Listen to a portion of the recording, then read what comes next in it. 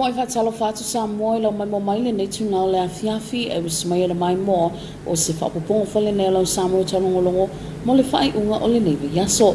I tala tumoa o lo unga lua whaatasi nei le mtanga le wengo whaantu anga ma Faiga Faiva ma le ofiso le malo o whaatasi Samoa nei e whaanga solo se tase polo keti nu uitua maafio anga e le toi tutoina leo le limo a wase la manuia mo a inga manu o se whapoponga lea o le nei reporti. O le toe tatoina o le limu po o le toe fofoaina o le limu fofua o se tasile nei o Atina'e wa manatu le Matagaluega o Faiga Faiva i le latou ngā lue whaatasi ai ma le ofiso le UNDP o se awala le mawhai ai o na toe Atina'e le tamau ainga o le atunuu o na o le whainga tā o lo o wai nei o na o le whaama ai o le COVID-19. O le tūlanga ia i le ploketi le nei. O le ploketi waka ua o le COVID-19 Preparedness and Recovery Diversification of the Economic Sector in Samoa. O le sosani fo ile given kaiminga o le fo ile COVID-19. Ia o le ploketi la lea o lo whaatupeina mai le malo o Japani. Awala mai yana sosani malo i le UNDP office. O le porkalame la nei mal ploketi le nei. O loo a nga e foi e poani a wala ili nei foi taimi e tamu whai a Atina'e ai le tama ainga le tātou atunu e soasani lava i ainga o nuu ma tūlanga whapena le lana mātou talatala noa ai ma mātou proposinga i ai le tūlanga le limu ia e peilao na i ai le ngā luanga le wa amata o le tūlanga lava i le limu ia mo le sila fia ia me se lava tātou nei o polu nei. Ia le akau ki o makala i le ase limu ia fo i tusa ma le limu lei o le whaasaleanga. I le ngata le mana ia o le whaasaleanga. Ia a le lei ma le mātanga o fie fo i on tama ainga ngata i whale e ila le limu. Na saunoa le afionga le sui officer sili o le Matagaluega o Faiga Faiva le afionga ia mangele e te wati ropeti ua maua ia latou suesuenga e ese tu ai ngā limu le ai maua i savai na i lo upolu nei ma nisi fo i o afio anga i salafai. Ia o whamauni o fo i mātou suesuenga e ese le limu le maua le whaasaleanga. Ia afio anga nei a matatu i fonga poa ia latu i tua sivi whanga lano ia masai pipi masasa ai manuna ese foi le to ngā limu na ese le limu le maua i upolu nei o le limu le maua i le te le lava ina sa i le tangata mo le fonga tau ma fo le limu le maua i o i whaasaleanga i le ngata e mata la popoa ia o le whaasa mo le ka o limu fuafua a lona whapalangi o le sea crepes ia e peia mo mea fo i o crepes ia e la popoa la ia fatu o le limu le i savai pe winga e mana ia e le peila o le limu le maua i upolu nei manisi o fio anga i savai ia palauli ma vaisala o le limu lana pe e la iti e nini i pe to e pala fo i le pe a umina na vese mai ele tu salama le limu ma o le soasoani mai ai o le malo Japani le ofiso le UNDP lea ua mawhai ai ona whaatinoina le nei poloketi le teimi nei ona ua manatu fo i le Matagaluega o Faiga Faiva o se tasile nei o matai ai le atunuu e te lele te mao ainga e maua mai ai tu salava pe whaaleangaina amu maa au ona o suinga o le tau o le la ua o va ai le Matagaluega le polkalame ne o le la ua awala mai lo le soasoani le whainga paanga ma le UNDP le la ufa tino i lo polkalame le nei le ngata i lea o le limu foi o se tasi leo matai ai o filifilia le Matagaluega lona Atina'e a wa afua i valo anga ale au scientist tu sai o afianga o le tauma ma afianga lau tele o ile ngata i fali a faia afia amu ma au e mautino lava o le limu le isi matai ai e te lele ava noa e ola e pea so o mela i na aveanga e ina ave ele va ai lau tele fo le ma le taula i ai o le va ai el Matagaluega i tamao ainga ne tauna Atina'e mo le sila fia o le asunga fua o le vai aso nei le ana awai atu ai le Matagaluega masui le ofisa o le UNDP e whaatinoina le nei ngā luenga le ua filfili ai nu e se fulu mai le motu tele i salafai ia lela mo le silafia lela i le galuega lena faatino nei savai sa matou auai ile amatanga le poloketi le sa vai masui fo i ole official le UNDP ia ole lana file inception workshop ile asolua ole fono lea na o mai ai no se fulu ole o filifilia i sa vai e faatino ai a matail pol kalame se fulu fio anga le wa matail pol kalame le fa pe na o se fulu nu ole a filifilia i le tato watu nu ole a matanga lava i pol kalame ia se fulu nu i polo se fulu foi nu i sa vai le lawa mata me sa vai ona e fu e ai mo taimi nei o le i lalo foi il pokalame le o le le fu ngal mtanga luanga e fa ala uteleina ia lona no fuanga lo fa foi fi ngota mai ai i toloa ina ia mafai ona matua toto ina ile limu le no fuanga nei ia mtam fai lo e fa aula foi le ia mafai on tu fai na tu ngata i fa lo le tunu ai me se lava o Atina'e fa pe Isa ililingam su engal Matagaluega lo ua mai ona faatinoina e Faiva yaso ma sele le Faatoaga limu. Su engal lava ia Matagaluega e Faiva yaso o tatau ona sele le Faatoaga limu. Ia o le fo kilo e wai ia fata foi o le no faonga ina e tuto ele limu ia a fa pela i fata nei e se fulu kilo kalama o le limu e a matai. Ia e feolulo lava la e maua lava le pe ono se fulu o fulimu e maua i totonu o le Faiva yaso fa ile lima va yaso le a sele ai o no winga la e mautino lava le maua lava o le limu i totonu le masina pe ale le lava no va ai tausia le Atina'e le nei. O le afioanga ua filifilia ia o fiai luua, malae si ufanga funga poa, sai pipi vaisala a sau si utu masatu ia tua. Ma o afioanga ua filifilia ta ua mangele, o afioanga nei ua mau popo lato tusita iala e pui ai o lato ngatai fale.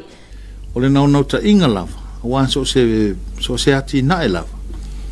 Ai mai se lava le ngatai fale o le me pule to tele afioanga.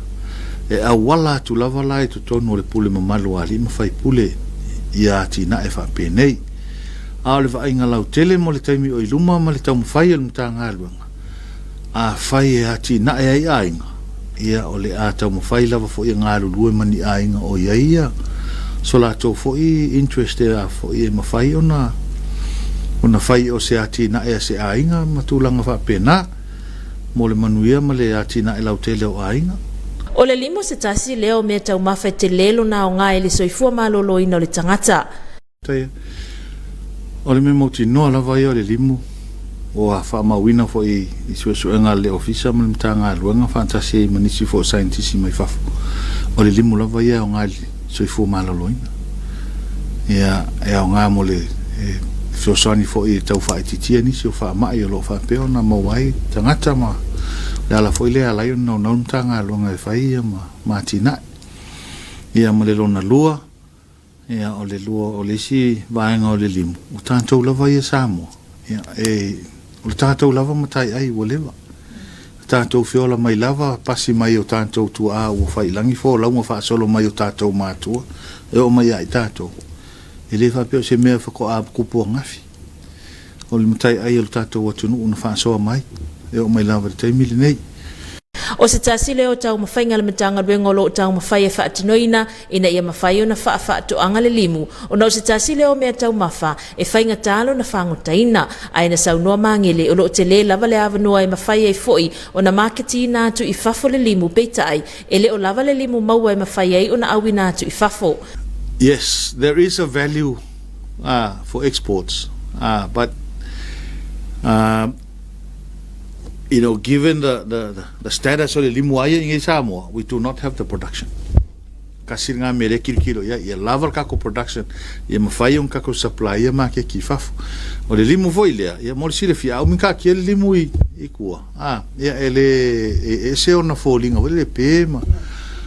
O me foi le ia le export market i fafo. Pe afa pe I process la le limu. Ia longa ia process e mafai una fatino na avelea. Al fala ve lavea ele mo fai kako supply nga se ma ke kai mingei o le lava ele o mafai fo ele tanto local production o nga supply kako demand to market kongor kako ko pe fam kala fam ele ala wa la nga ma wo fo Le au kako I lole se le mele wai e o asau mai polu, e sau mai sawa I polu, ko kiki tapo le kau lim. So, taulang kako kilo, I lava kako production. And then we think about export. Time being, we are far, far away from that. O se tu fo ina mamoli ele nga whaaftai o le afionga ya mangele ona o le tali mai fo i o nuu maafio anga o lo o mawhai o na filfilia mo le amatai nai o le neipolo keti. Pai mo talo ale mo sa mo talolongo. O le asole na talalo I nai se taso polo keti ala onga fia malama le ana whaatupe ina le ofisa le ampasa le malo sia mani e una ia e pele o le tumama au ia I le vaita o le pepese I le whaama I le Komiti Faamisionare o se whapoponga lea o le ne reporti. O le tausangi fifia mai lea o le paia o le au bala au lia whaapele paia I mātua o alo mawhana o le aonga fia malamalama e mōli mauina le tatala alua ia I nai o le neipolo keti ua mawhai o na whaamae aina le fisosoani mai o le ofisa la ampasa o le malo siamani ta wala mai le ofisa o le konisula o siamani Samonei o le sunga le whaafeangainga o le ekalesia whaapotuputonga Kerisiano Samoa le sunga pone maluelue le ana taita ia le nei whaamoemoe se sauni ngā lotu e sulai le anga le leo le tua ona o leo watino mai le ngā luenga sa whiangai ma le laumua o lo oa o inai alo mawhanau e ia awhianga tu ma o le soifua o le tatalo fo I lea le sunga le whawhiangainga I le awhionga le minista wa onga ta alonga maanga nuu whapele mtanga luenga wa onga ai maise le malo ina ia manatu I alo mawhanau e ia awhianga tu ma o le soifua o le neipolo keti tu salo na tau wau whai ma le se fulu wha feonu se lautala e au fiai ma a fula fale po tiles fale leta ua masink fulu lima whapea masini ta lava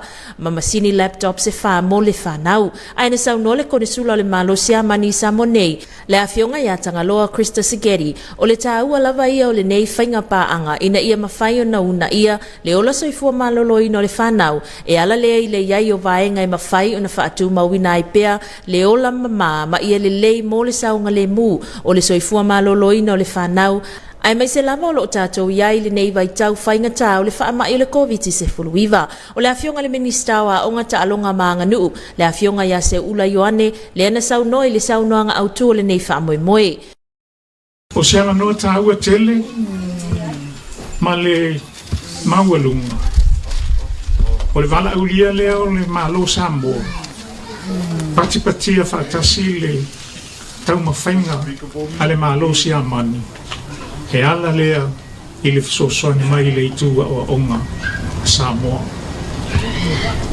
O le whainga paanga siamani ma Samoa e leo se whaafua leta o se whainga paanga ua loa ma ua tele tausanga o pati-patia le whaamoemoe lei. O le tū mai o le tau au siamani I a o onga Samoa o se la asanga sili leno te lei I le tau mawhai atu ina ia maua e alo mawhanau ale atunu o la tau unga mata mo fi o le mea fwoi lea whai elo leo masui o le malo Samoa ma tau te whaafitai tele ma momoli atu le wha malo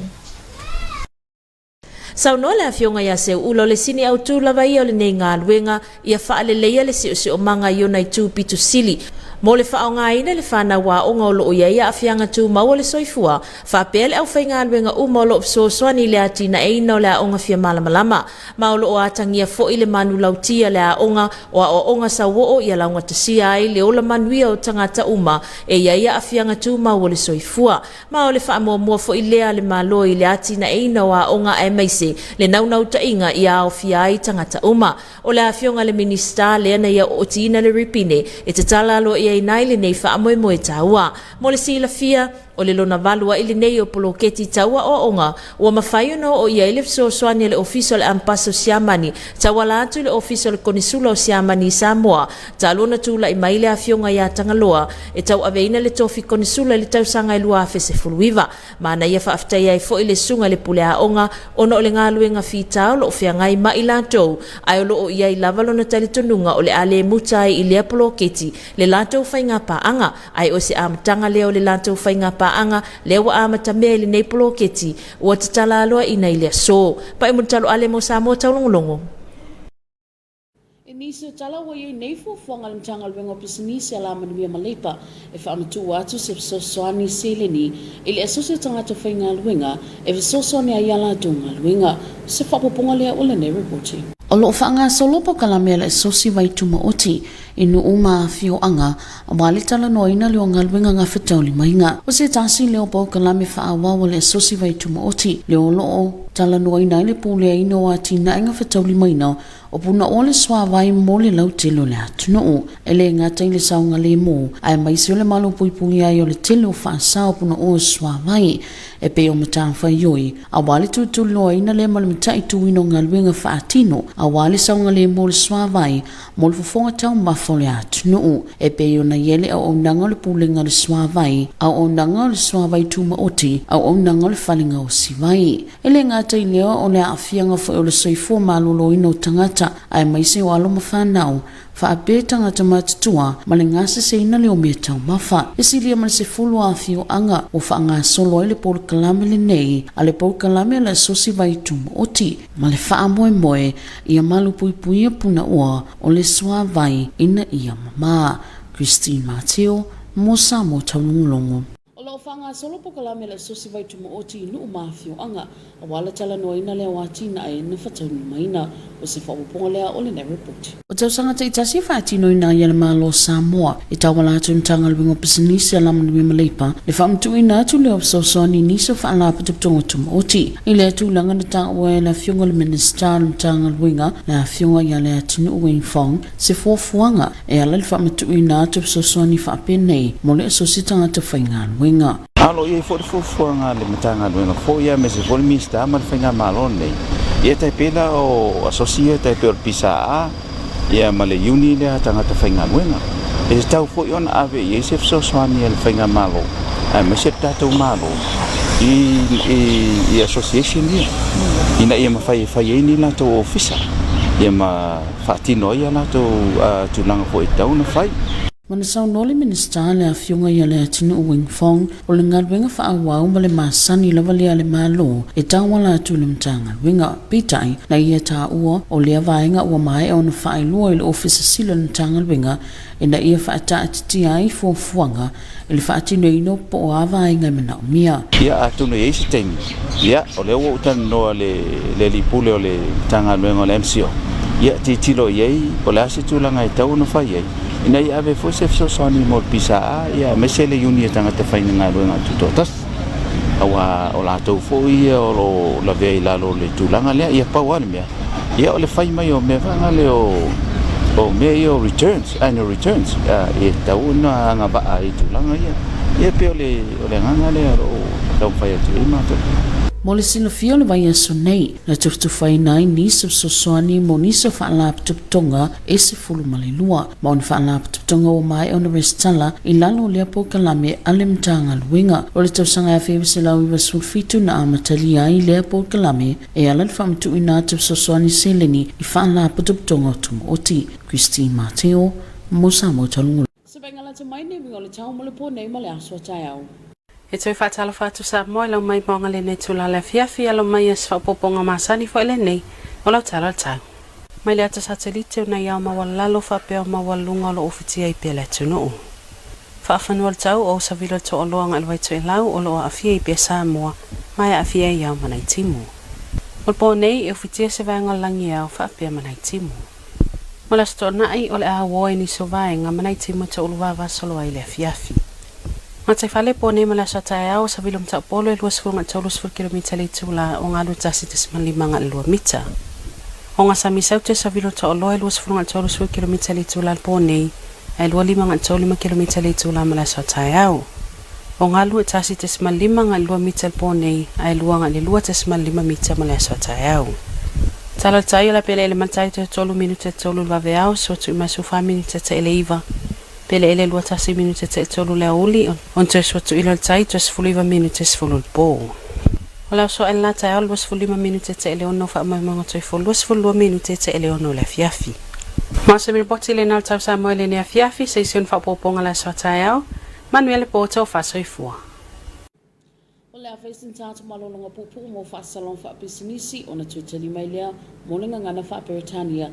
You're at TV2 News. We'll be right back after the short commercial break. Greetings and talo for love. Welcome back for English Bulletin for the end of this week. Leading our bulletin, the Ministry of Agriculture and Fisheries in collaboration with the UNDP had launched a Limu project in Select Village as part of their COVID-19 preparedness and recovering diversification of the economic section in Samoa. Has more on this report. Sea grapes or limu are a favorite local delicacy that has been enjoyed by many throughout the generations. It's a type of edible seaweed that generally grows in shallow water and clear reef environments and is rich in iron and potassium. It has multiple health benefits both as a food and medical item, but also for cosmetics. Due to this popularity and its income-generating potential, limu is now being explored as a viable economic activity for coastal communities in Upolu and Savaii, especially now as the country grapples with the socio-economic impacts of the current pandemic. 20 villages, 10 on each island, will be used as pilot sites to start off the Seaweed project. Under the project COVID-19 Preparedness and Recovery Diversification of the Economic Sector in Samoa, which aims to create business opportunities and income-generating activities for the community. This is funded by the government of Japan. This particular portion, focusing on the production and expansion of limu, is worth about 320,000 American dollars. It is also being implemented by the United Nations Development Program in collaboration with the Ministry of Agriculture and Fisheries. According to Mangele, he said, this project takes a multifaceted approach. Firstly, limu is one of those commodities that has been recommended as an adaptive mechanism of continuous supply of seafood in the face of climate change. It is one commodity that can continuously be cultured so that Samoa can have a constant supply of seafood. Not only that, but as we are in the stage of COVID-19, this is a project that focuses on the economic side, especially for families to engage themselves in culturing the limu and harvesting it themselves, so it can be a source of income generating activity not only for the community at the village level, but they are also looking forward to work with any families who are interested in this limu project. By Mutalo Ale for TV2 News. The Angofia Malam School today launched the new project funded by the Chairman Embassy to improve and maintain hygiene in midst of the COVID-19. Has more on this report.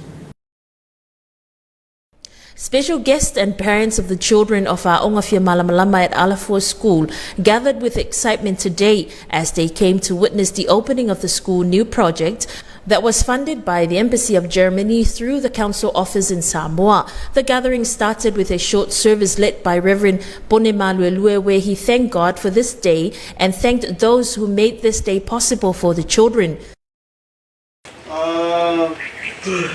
The least that Jesus referred to is people who need help. People, those who need assistance. People who are struggling to survive in society. Not only they refer to the least. People who are trying to live in whatever they have in their hands.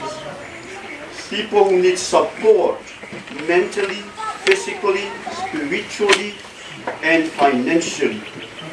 Those are the people that are the least in society that Jesus said, if you do good things, good deeds to them, you are not doing that to them, but you are doing to the Lord. The fact is, when people look at children of Yamana Malam, they label us. They look from that window and consider us as the least. That's the fact in reality. That's the reality of love. Love aina tangata Yamato because the way we look, then they label us as the least in society. And I believe when our board asked the government of Germany for assistance, financial assistance to help improve the facility for these children. They did not look from that window that people label us, but they give it with their heart. German Consul to Samoa Tangaloa Krista Sigeti, in her remarks, shared greetings from His Excellency, the German Ambassador to Samoa, Mr. Stefan, who is based in New Zealand. Unfortunately, due to COVID-19 restrictions, he is not able to witness this launch. The purpose of this partnership was to refurbish and upgrade the school hall which is used by the children, teachers, volunteers and caregivers.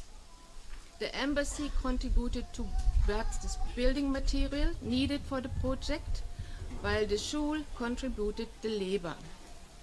Also part of this partnership, the Schule received 4 new laptops, a new washing machine, wash basins, as well as other equipment. The ultimate aim was to provide a cleaner and improved learning environment for the students and teachers. Honourable Minister of Education, Sports and Culture, Seula Ioane, delivered the keynote address, and he acknowledged the great support from the Federal Republic of Germany to Samoa. It is an honor for me today to present the keynote address for this very important event, the official opening of the newly completed project, improving and maintaining hygiene in the middle of COVID-19. This was collaboratively established between the German Embassy in Wellington and our own localized Aonga Fiamalamalama School.